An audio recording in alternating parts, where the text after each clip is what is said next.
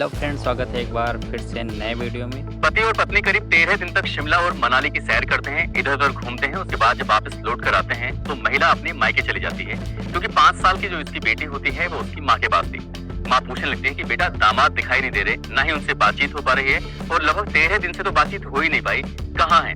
जैसे ही माँ ने बेटी से पूछा तो बेटी ने इधर उधर घुमा फिरा कर जवाब देने शुरू कर दिए, लेकिन इससे पहले कभी बेटी ऐसी बात नहीं करती थी। माँ को कुछ शक होता है, माँ जिद पर अड़ जाती है पूछने के लिए कि आखिरकार दामाद जी हैं तो कहाँ हैं। बेटी माँ की जिद के आगे टूट जाती है और बताती है कि उनका मैंने अब से लगभग 13 दिन पहले कत्ल कर दिया था।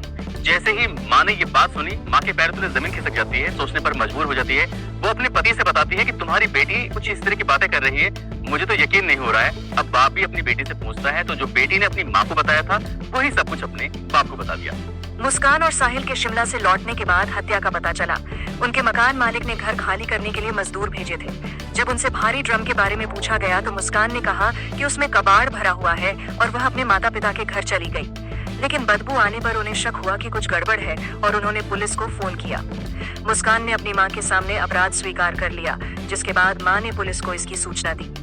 ये पूछे जाने पर कि क्या मृतक की बेटी को अपने पिता की मौत के बारे में पता था, उसकी मां रेणु देवी ने कहा कि 6 साल की बच्ची पड़ोसियों से कह रही थी पापा ड्रम में है, उसने जरूर कुछ देखा होगा।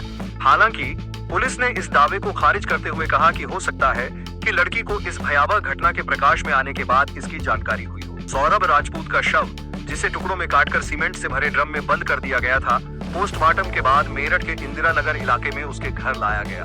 बुधवार देर शाम शव का अंतिम संस्कार कर दिया गया। मृतक के परिवार ने आरोप लगाया है कि आरोपी पत्नी मुस्कान रस्तोगी के माता पिता को सौरभ की हत्या के बारे में 18 मार्च से पहले ही पता था, जब पुलिस को अपराध के बारे में आधिकारिक तौर पर सूचित किया गया था। सौरभ की मां रेणु देवी ने दावा किया कि उनकी 6 साल की बेटी को भी अपने पिता की मौत के बारे में पता था। रेणु देवी ने कहा, इसलिए जैसा कि हमें कुछ लोगों से पता चला है, वह सौरभ की बेटी कह रही थी पापा ड्रम में है। हालांकि एसपी सिटी आयुष विक्रम सिंह ने इस दावे को खारिज करते हुए कहा, जब मुस्कान घटना की कहानी परिवार वालों को बता रही थी तब लड़की शायद वहीं मौजूद रही होगी। लड़की को इस बारे में पहले से कुछ भी पता नहीं था। रेणु देवी ने मुस्कान के माता पिता के हत्या के संबंध में अनभिज्ञता के दावे को भी खारिज कर दिया तथा उन पर पुलिस को गुमराह करने का आरोप लगाया। पत्नी ने जेल में बिताई पहली रात, जेल का खाना भी छोड़ा, रेणु देवी ने बुधवार को आरोप लगाया। सच्चाई यह है कि मुस्कान की मां को अपराध के बारे में 18 मार्च से पहले ही पता था। वे कानूनी कार्रवाई से बचने के लिए ही पुलिस स्टेशन गए थे। पुलिस के अनुसार मुस्कान और उसके प्रेमी साहिल शुक्ला ने 4 मार्च को सौरभ की चाकू घोंपकर हत्या करने की बात कबूल की है। इसके बाद दोनों ने उसके शव को काटा, अवशेषों को ड्रम में डाला और उसे सीमेंट से सील कर दिया। दोनों को मंगलवार को गिरफ्तार किया गया और बुधवार को 14 दिन की न्यायिक हिरासत में भेज दिया गया। हत्या के आरोपी ने जेल में पहली रात को अत्यधिक परेशानी के लक्षण दिखाए। अधिकारियों ने बताया कि मुस्कान और साहिल ने यहां चौधरी चरण सिंह जिला जेल में बेचैनी भरी रात बिताई और वे अत्यधिक परेशानी में दिखे। वरिष्ठ जेल अधीक्षक वीरेश राज शर्मा ने बताया, मुस्कान और उसके प्रेमी साहिल शुक्ला को बुधवार शाम करीब 6 बजे जेल लाया गया। मुस्कान को महिला बैरक नंबर 12 में रखा गया, जबकि साहिल को पुरुष बैरक नंबर 18 में रखा गया। उन्होंने कहा, मुस्कान चुप रही और किसी से बातचीत नहीं की। उसने दिया गया खाना भी नहीं खाया।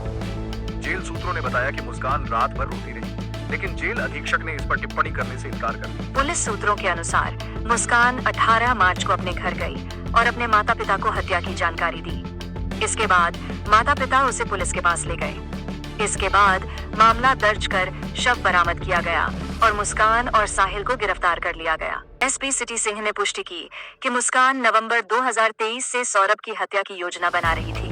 उन्होंने यह भी कहा कि साहिल अंधविश्वासी है और मुस्कान ने इसका फायदा उठाते हुए साहिल की मृत मां का नाम लेकर फर्जी स्नैपचैट आईडी बनाई। एसपी सिटी सिंह ने कहा, मुस्कान ने अपने भाई के नाम से एक फर्जी स्नैपचैट आईडी बनाई और फिर अपने प्रेमी साहिल को बताया कि उसकी मृत मां प्रकट हुई है और उसके भाई की आईडी के जरिए उससे जुड़ रही है। मुस्कान ने साहिल को यह भी बताया कि उसकी मृत मां सौरभ की हत्या करना चाहती थी। उन्हें ऐप में पढ़ें, इस पहलू पर आगे भी गौर किया जा रहा है।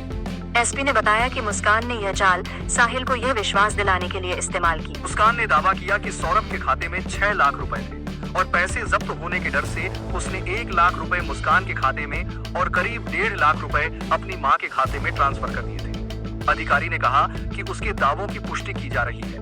वे यह भी जांच कर रहे हैं कि सौरभ लंदन कब गया था और वहां उसकी क्या गतिविधियां थी। सौरभ की मर्चेंट नेवी में नौकरी तथा स्कूल से आगे कोई शिक्षा जारी न रखने के दावे की पुष्टि अभी होनी बाकी है। सौरभ के परिवार द्वारा यह आरोप लगाए जाने पर कि उसके ससुराल वालों ने उसके पैसे का इस्तेमाल मकान और अन्य महंगे उपकरण खरीदने में किया, अधिकारी ने कहा कि यदि ऐसा कोई सबूत मिलता है तो उसे आरोपियों के खिलाफ आरोपों में जोड़ दिया जाएगा। ऐसे ही ट्रेंडिंग वीडियो और कॉमेडी वीडियो देखने के लिए चैनल को सब्सक्राइब करें प्लीज।